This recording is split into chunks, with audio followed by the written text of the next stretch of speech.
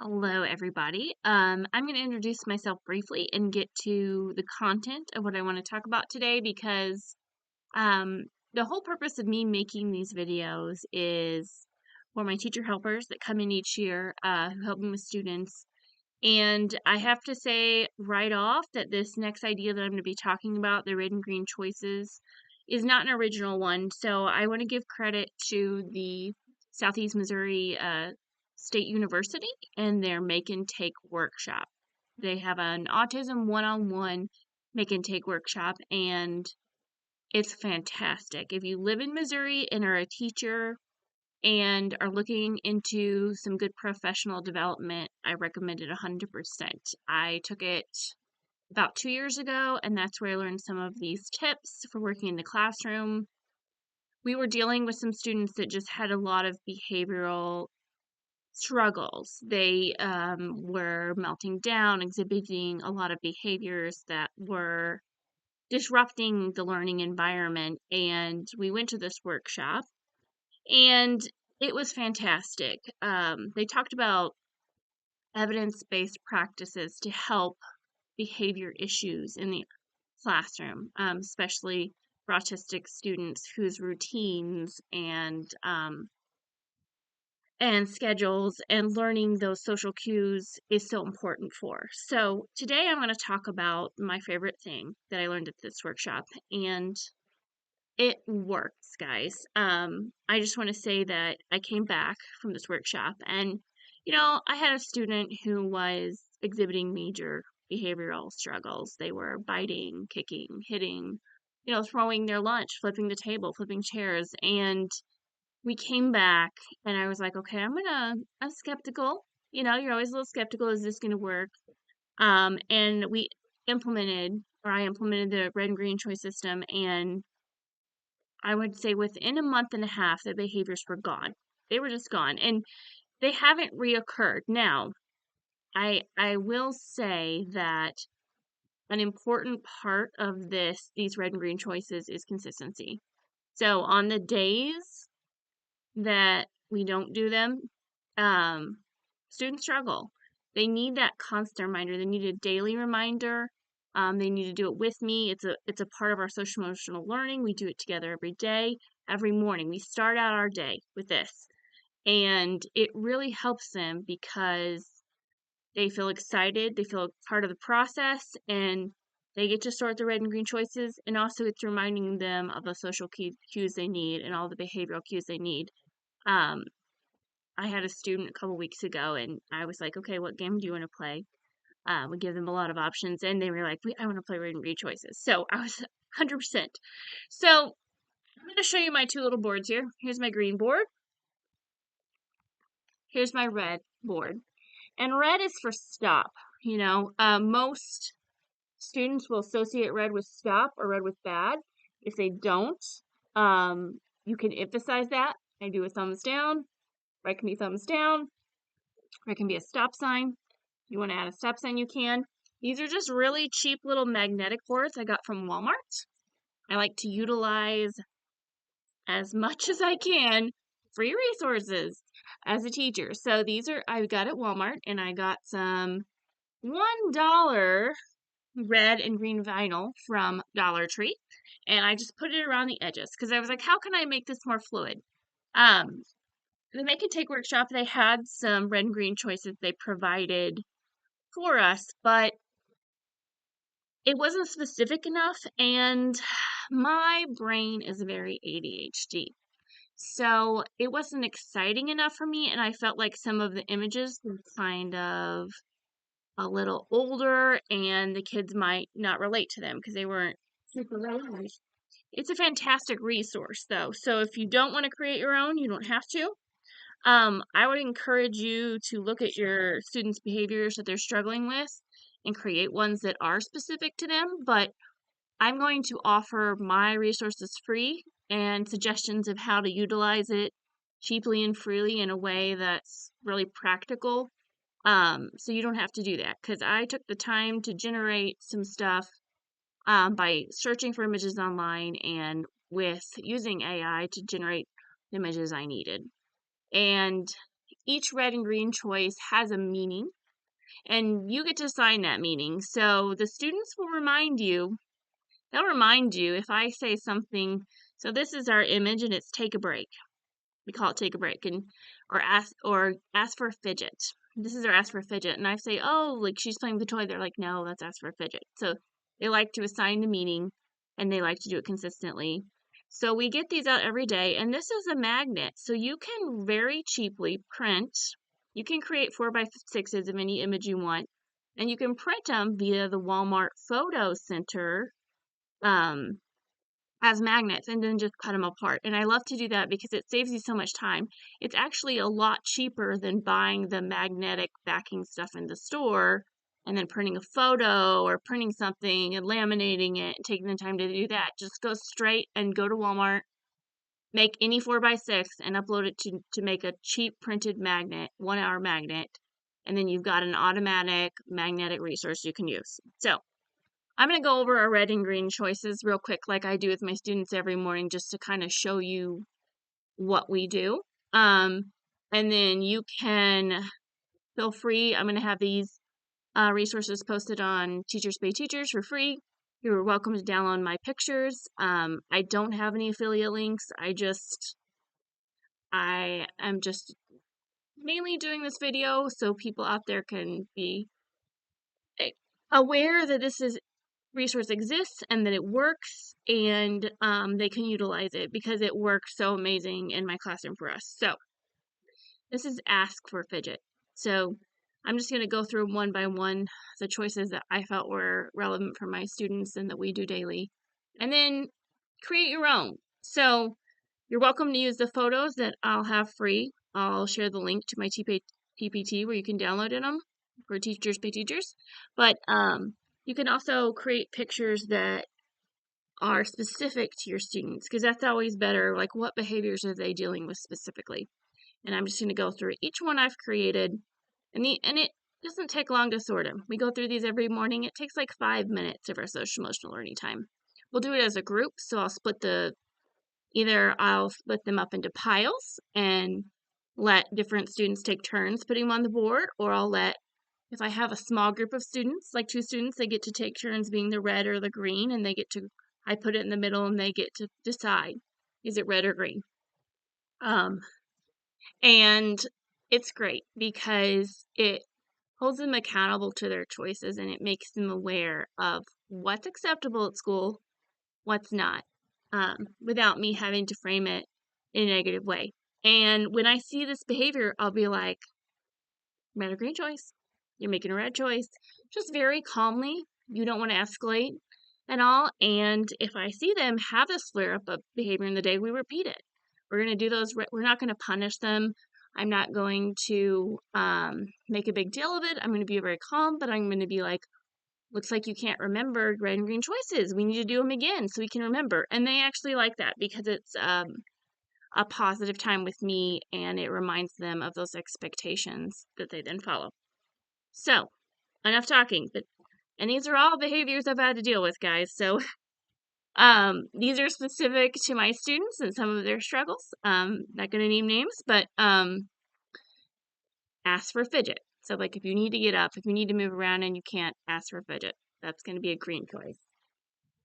Quiet feet. We call this quiet feet because some students deal with stomping, they deal with kicking things when they're upset. So, I always say quiet feet, and then I go into detail how it's specific to that student. So I'll say, okay, quiet feet. We don't kick the chairs, or we don't stomp like when we stomp the floor when we're mad. That is a red choice.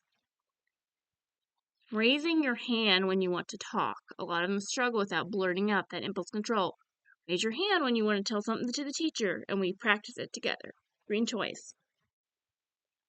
Hitting the table. Sometimes when they're frustrated, when there's a task avoidance going on and they want to hit that table, get out of it. That is something they will do out of frustration. They'll grab their fist, they'll hit the table, and that is a red choice. Hiding under the table. Here's that avoidance behavior to get out of a not preferred task, or Yeah, just get out of something. Usually it's to get out of something that someone doesn't want to do, hiding under the table or because they're upset or angry. Um, that is a red choice. I have one girl that always reminds me, except if there's an earthquake. She's very into her science. So she's like, if there's an earthquake, and I'm like, yes, if the teacher tells you to get under the table, get under the table. But otherwise, no.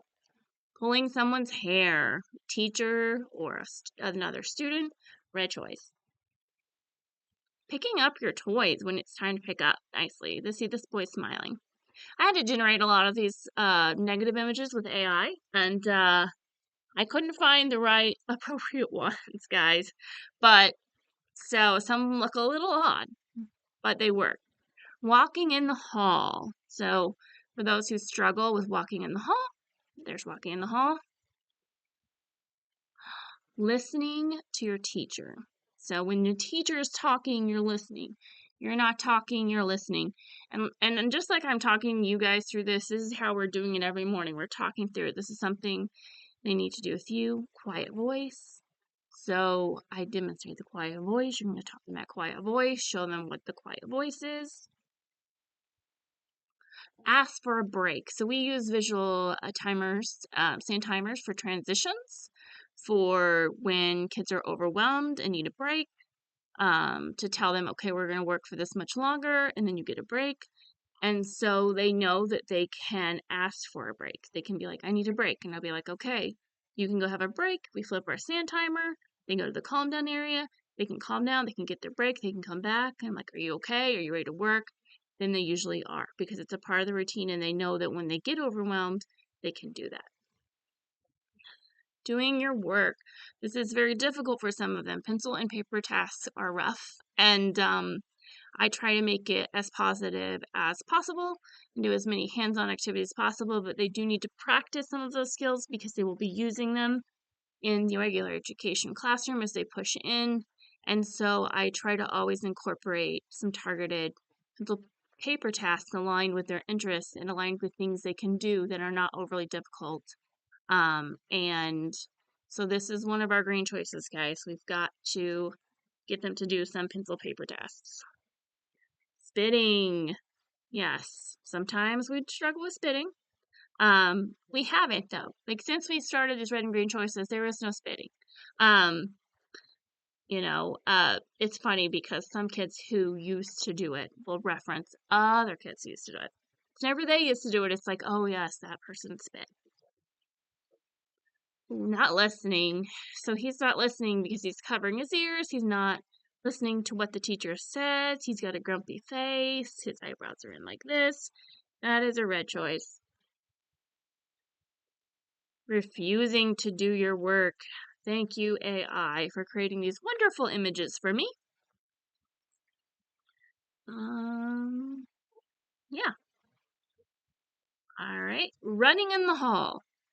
And this is great for actually those kids who use escape as a form of getting out of work because running in the hall, it's those times when they're going to try to bolt out of the classroom to avoid doing work and run down the hall. And so this is a really, really important one, guys. And yeah, that is a red choice.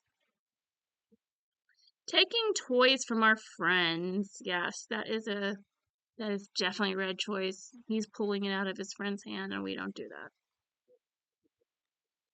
Pulling, this was supposed to be pulling someone's hair. It turned into hitting, guys. It has to be hitting.